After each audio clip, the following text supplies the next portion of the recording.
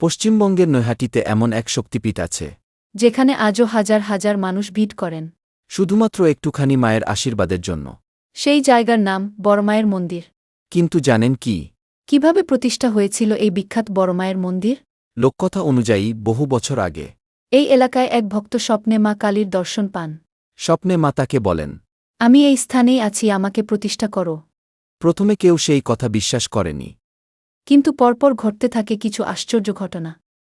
এরপর গ্রামের মানুষ সেই নির্দিষ্ট জায়গায় পূজা শুরু করেন। ধীরে ধীরে ছোট্ট একটি পূজাস্থান পরিণত হয় আজকের বিশাল বড়মায়ের মন্দির রূপে। ভক্তদের বিশ্বাস, মনে ভক্তি নিয়ে বড়মায়ের কাছে কিছু চাইলে মা কখনো খালি হাতে ফেরান না।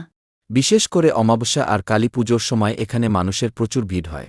দূরদূরান্ত থেকে মানুষ আসেন শুধুমাত্র বড়মায়ের দর্শনের আজও জন্য। নৈহাটির মানুষ মনে করেন বড়মা শুধু একটি মূর্তি নন, তিনি এই এলাকার রক্ষাকর্ত্রী।